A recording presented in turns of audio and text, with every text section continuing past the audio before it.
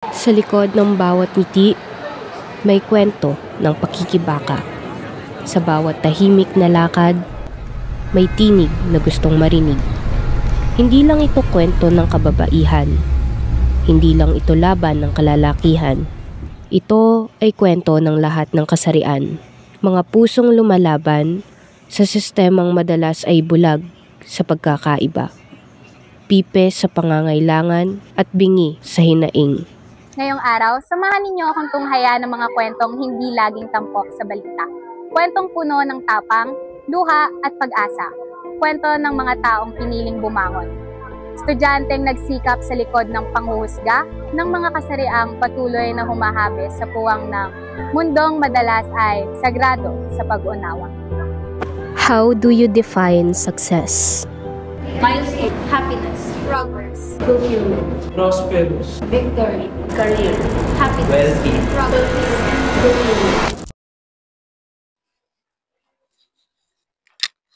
Hi, my name is Nisa Veran Laurente, Senior High School Secretary of Arellano University, Pasig. Graduated at Arellano University, Pasig, 2017. Ay, galing-galing talaga ng anak ko. Nak, ano palang balak mo sa college? Oo nga, anak, anong plano mo? Basta, kung ano man yan, suportado kami sa'yo. Saka syempre, pagbutihin mo. Opo pa, pagbubutihin ko po talaga. At parang pag naging successful ako at mapaawal ko na ditong si Anne. Thank you, ate. Basta, pangako ko lang sa inyo. Para pag naging successful na ako, maibigay ko sa inyo lahat ng meron sa mundo. Bilang estudyante, at first year ako sa Arellano, sobrang smooth ng pace ko noon. Then, 2016 din, siguro mga second semester ng first year ako, nabuntis ako at age of 16. Then, doon na nagbago yung buhay ko simula nung nabuntis ako ng 16 ako, first year college.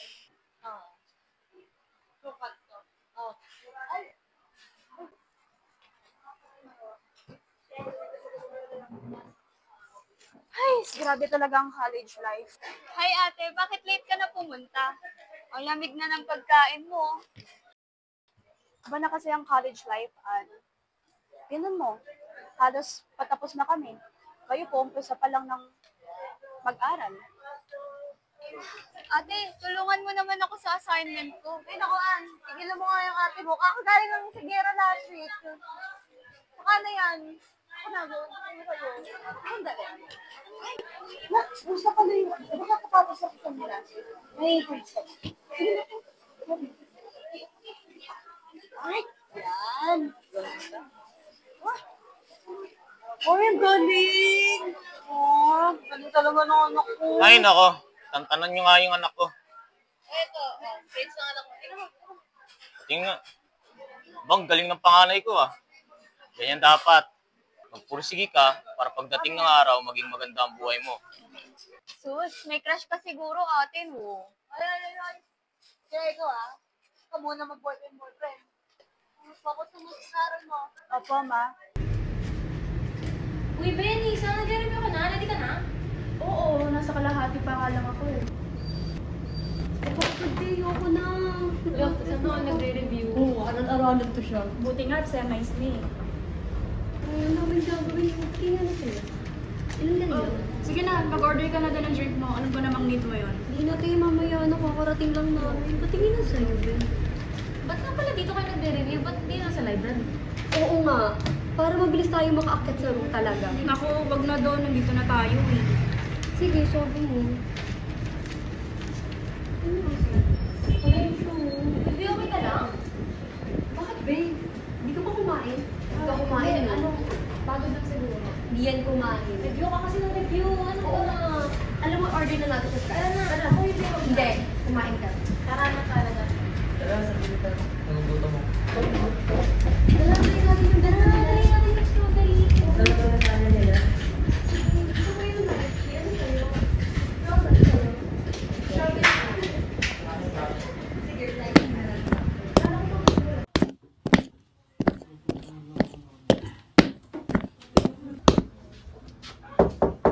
Nak?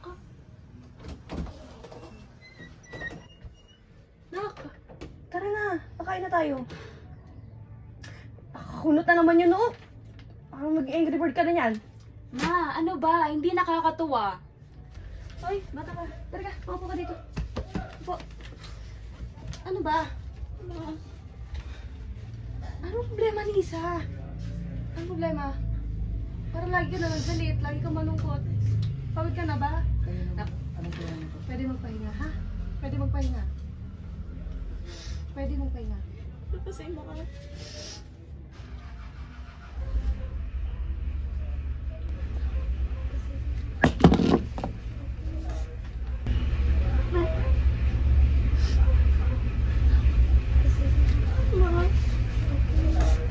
Ano po yung mga na-encounter nyong difficulties at that time, the age of 16 years old? Siyempre po, mahirap po yun. Since you are a young parent, ano po yung mga struggles na kinaharap nyo? Struggle, siguro discrimination nung time na yun kasi 16. Since kag-graduate lang ng high school, marami ako narinig sa paligid, mga kamag-anak, kakilala, mga kaibigan na ang bata mo pa, nabuntis ka na, age of 16, first year college. Tignan mo, lumaloban yung ingit niya, bundi siguro siya. Tapang nga eh, pumapasok ka lang ka, nagsasabi. Kaya nga tinasabi ka magagawa sa ingit niya. Di ba madami sila dahil? Nakasama ni mo.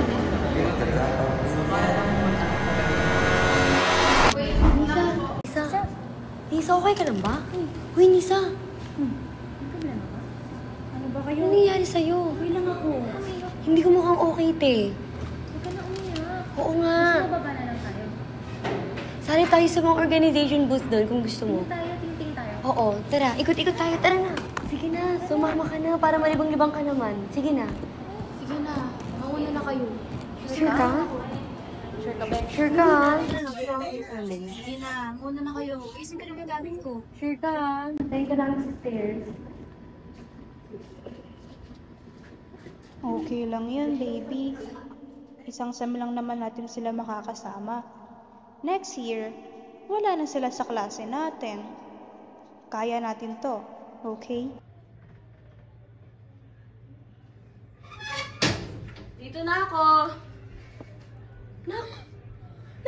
Ano nangyari? Bakit ka umiyak? Ma, hindi ko kaya, ma. Ma, hindi ko kaya. Ma, yung pag-aaral ko, ma. Yung pangarap ko para sa inyo, ma. Parang ang layo na. Ma, bigat-bigat, ma. Hindi ko kaya, ma. Ma, hindi ko kaya. Ano ko na? Parang di ka nag-iisa. Dito na ako. Ma, nakakahiya ako, ma. Ma, hindi ko alam paano ko kaharapin yung mga kaibigan ko, yung mga kaklase ko, yung lahat ng tao, ma. Hindi ko alam. Yung pangarap ko sa inyo, ma. Parang naglaon. Lisa, hindi naglaho mga pangarap mo. Nagbago man ng landas, pero hindi mawawala yung pagmamahal namin sa'yo.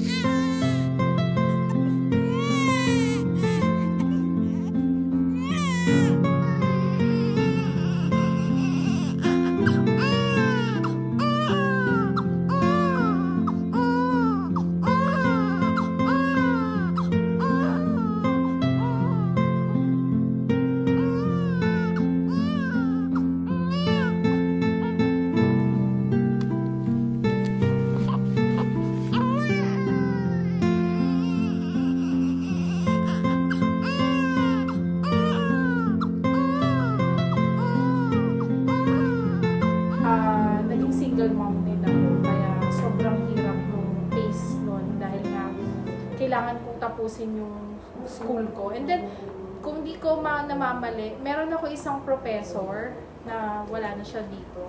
Habang nagka-class siya, malaki rin tiyan ko nun, ang tinatakil niya is teenage pregnancy, which is sobrang nasaktan ako nun. Nasabi ko nun, kapit ka lang, kaya natin to, kailangan natin matapos tong subject na to. Next year, hindi na natin siya makikita. Ganun yung ginawa sa akin before. Na parang, pumapasok ka pa, bubuntis ka pa, kabuanan ko na, kailangan ko pa mag-exam, parang gano'n, na main building, 4th floor, papanik ka para lang makapag-exam ka na. So parang sabi ko, hindi, kaya natin to, kailangan natin matapos.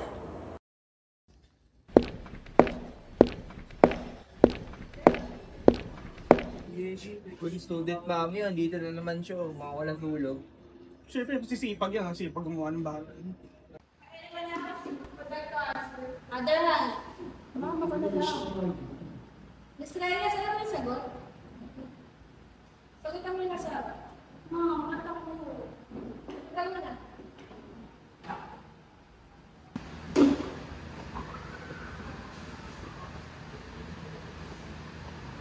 Ano? Ano ang sagot? Guys, yung pag-impression mo lang makasagot mo. Ano yan? Kaya mo ba?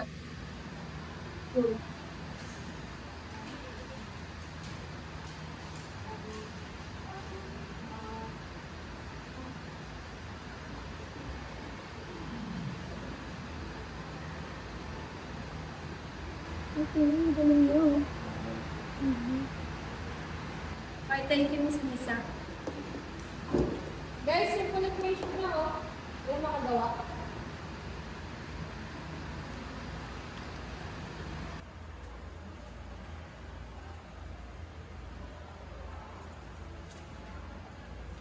Lisa, do you really think you can finish your studies sa Liliana ka?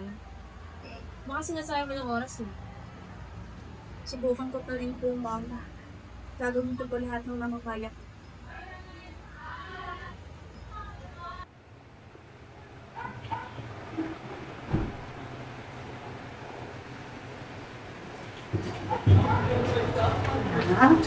Kaya mo na. Mahilo ka ng kakain.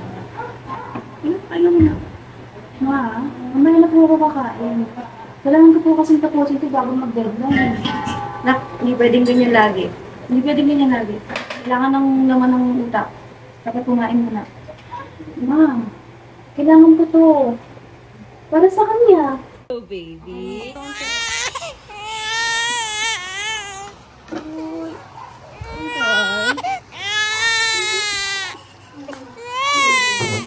Milk na.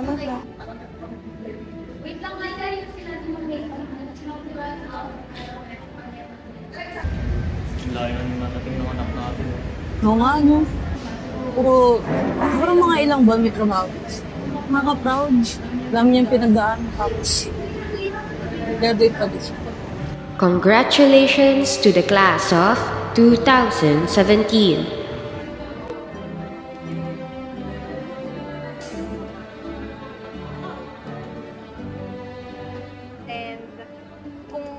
Sino man yung dumadanas ng ganito, kakayanin nyo din. Tiwala lang, siguro sa sarili. Siguro, ang nag-push sa akin, yun yung anak ko. Pamilya ko, pinush nila ako na kaya ko yan, kahit na marami ako narinig. Sobrang dami ko talagang narinig nung sobrang grabe. Na siguro, bago pa ako gumraduate, hanggang ngayon, marami pa rin ako naririnig. Pero, yun sila lang yung lakas ko talaga para magpatuloy. Kundi dahil sa kanila, wala siguro ako ngayon. Actually, share ko lang, yung father ng baby ko is, nung una pa lang wala na talaga.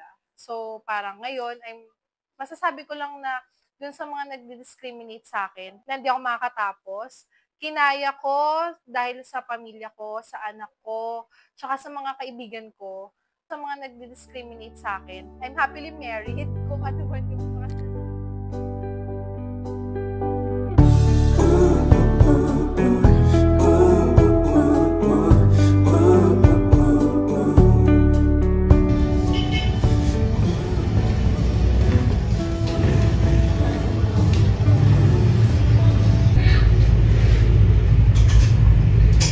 Uy, may ganito yung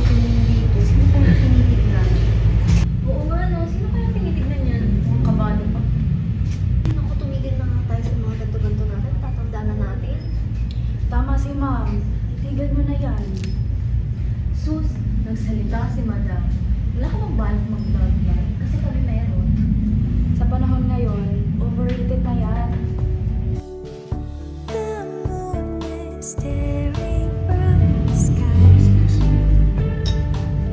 Gusto ko lang sanang ibigay ko sa'yo. Nisa. Nisa Garat. Tarin. Laurente. Paparating na ako eh, nakakatay. Ay, ano, naku, princess. Mamaya na yan. Gawa muna banda.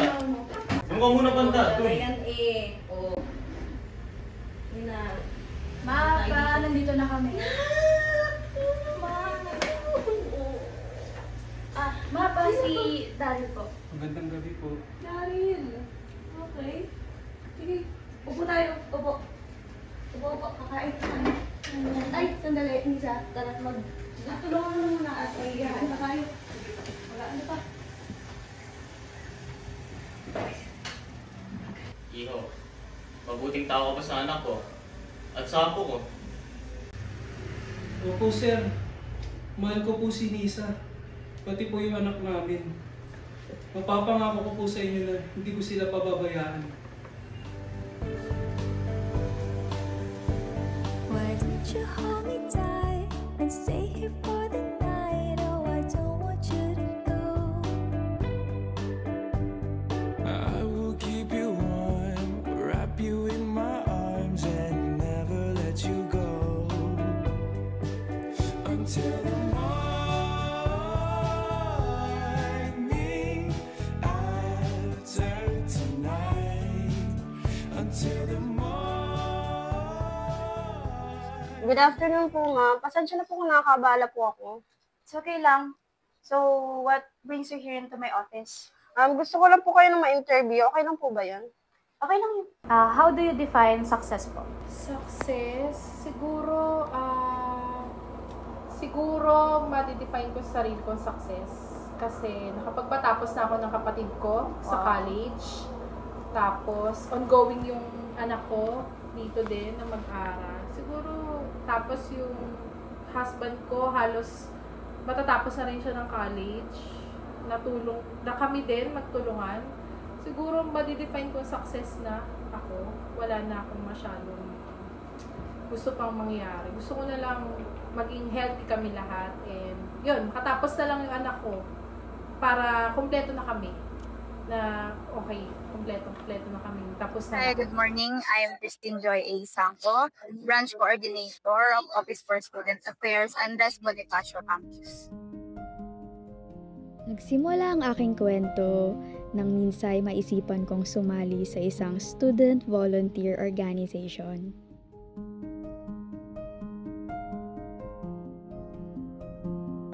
Thank you po. Thank you. Hi, would you be interested in joining our volunteer? Yes, po, I'm interested. You can sign in. Thank you. I didn't know what to Would expect. you be interested in Ang joining? alam ko lang, gusto kong maging parte ng isang bagay na may kabuluhan. Christine, please, ito na ang mga kailangan natin. Oo, dagdag mo na rin yan. Tapos hanap tayo for the background. Okay, girl. Noted. Grabe no, ang dami pa natin kailangan. Oo, pero promise magiging worth it lahat to. Makikita lahat sa event. Can you share one experience from your years when you were a SAIC representative na nakapagpabago ng perspective nyo sa leadership? Actually, isang experience ko. Magaling kasi yung president ng student council when I was here in 2010. Magaling siya sa lahat ng salita. Si Kuya Mark. Sa kanya ko pakuha ng determination na tuloy-tuloy ko lang pagka-council. Kasi yung sinasabi niya lagi na kami yung magiging way sa mga department namin, magiging voice ng bawat student na magsalita, mag-share. Okay guys, remember, you are the voice of your department. Ang mga estudyante ay umaasa sa inyo. Hindi lang para mag-organize ng event, but to also lead by example. This meeting is dismissed.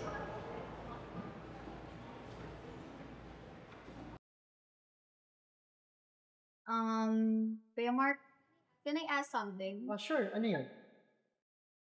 Minsan kasi naiisip ko, kung worth it pa ba lahat ng ginagawa natin? Para kasing hindi napapansin ng iba.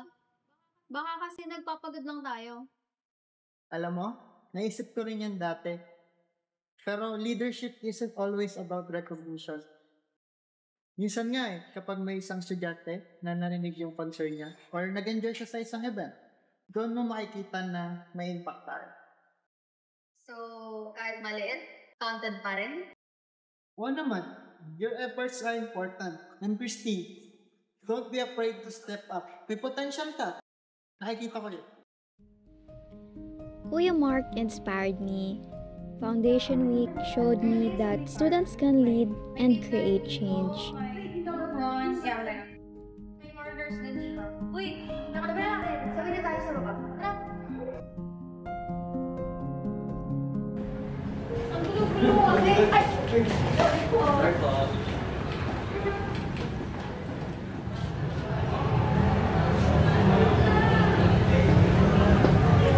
Hi po, I'm Christine. I'm running as a psychology representative. If you have concerns, I'll bring them up sa council. Sana po supportan. Okay, good luck. Pagawa mo yan. Sige ma'am. Thank you. Salamat. Thank you. By second year, mas malaki na yung responsibility ko as the psychology representative. It was my first time na maramdaman na I was a voice for others.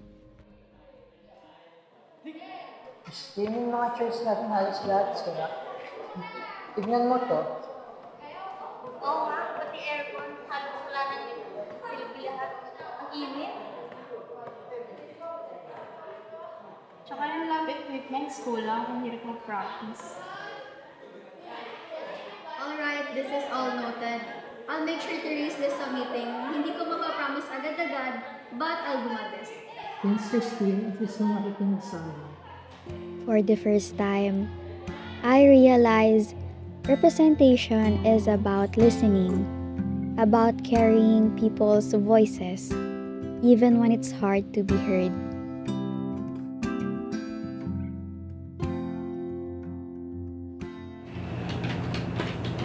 Oh gosh! Ba't big na ubra tong plano mo? Kaya nga mas okay. Yung sa'yo? Oo, bakit hindi? Puro ikaw na lang ang masusunod. Okay lang naman yun kasi mga plano mo naman, nag-work naman. Wait lang ah. Let's all remember na iisa lang yung goal natin para maging successful tong event. And kung mag-aaway-away lang tayo, wala ring mangyayari. In my third year, I became a secretary. Hindi nga lang glamorous, pero doon ko nakita na real leadership isn't always about the spotlight. Minsan, it's keeping the team steady and on track. Christine, hindi ka ba tapos? Yup, almost. Kailangan na kasi kong tapusin tonight. You're doing a great job, Christine. Alam ko hindi madali, pero dahil sa'yo nabit tayo maayos. Thank you, Press. People see the events, pero hindi nila nakikita yung oras at pagod sa likod nun. And that's okay. Kasi hindi kailangan ng spotlight para masabing leader ka. Schoolworks, meetings, thesis, deadline, schoolworks, meetings, thesis. Shucks, ano? 4 AM na ba talaga? Late na ako.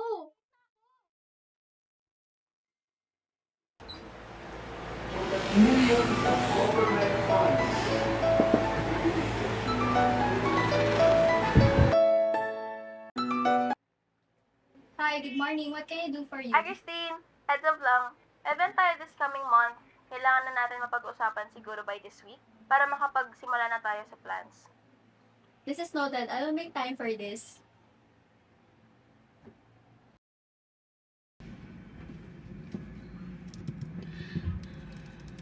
Saan ko naman isisiksik yung meeting sa oras ko? Deadline of chapter 2 by next week. Tapos baka by next month mag-gather na ako ng data.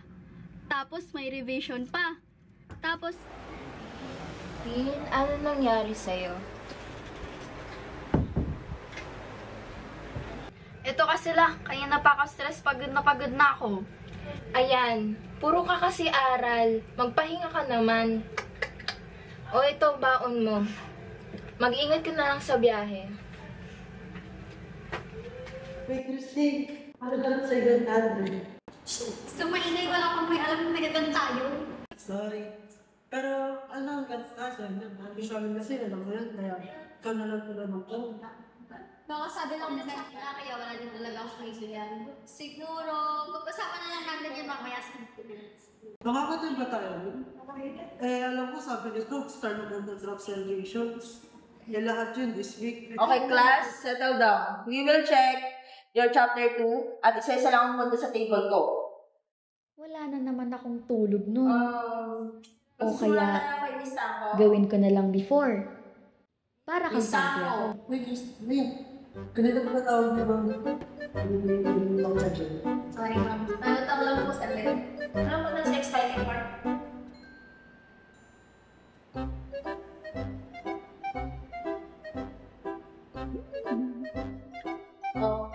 Okay na yung paper ninyo. May mga meaning lang na kailangan yung i-liden and yung RRL hindi masyadong related sa study ninyo. So far, okay naman yung paggal nyo at pwede nyo ipang sa akin next week. Kung manatapos yun. Okay, ma'am. Thank you po. Okay.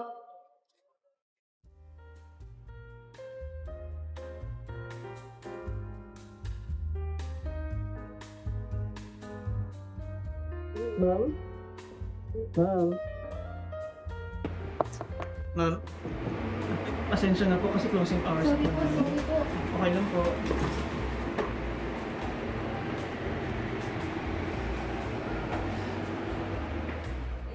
Hi, friends. Pasensya na, sobrang late na din.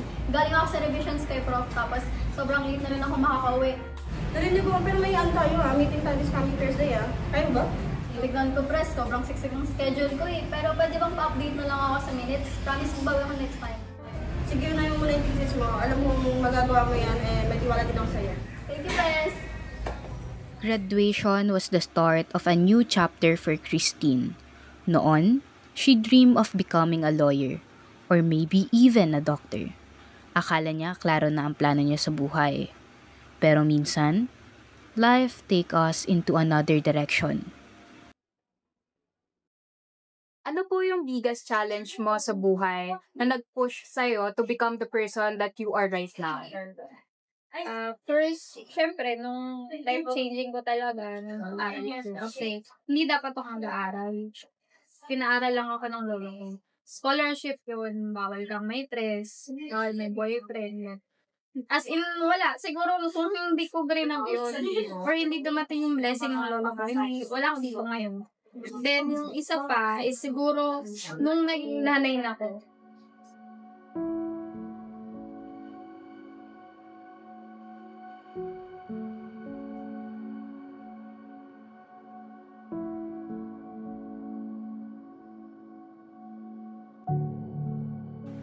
Not long after graduation, she found out she was pregnant. Biglang nag-iba ang lahat. She had to face the challenge of motherhood. Mahirap yung pagsabayin mo yung motherhood, And pagiging asawa, pagtatrabaho, pagiging boss. She set aside her dreams and chose to focus on being a mother. Mahirap, oo.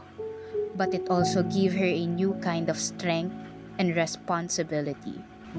Pagkatapos ng isang taon, Christine started working, first as a college secretary, and later at a hospital. Those years were all about resilience, balancing work, family, and motherhood. Ngayon, Christine is back at Arellano, this time as a branch coordinator. Her journey shows us that success doesn't always follow the path we imagine. Minsan, it found in sacrifice, perseverance, and the courage to start again. Sa mundong puno ng pagkakaiba, walang iisang kahulugan ng salitang panalo. Kaya't sa huli, isang tanong lamang ang mangingibabaw. Paano mo ipamamalas ang tunay na tagumpay? May narating na, may mararating pa.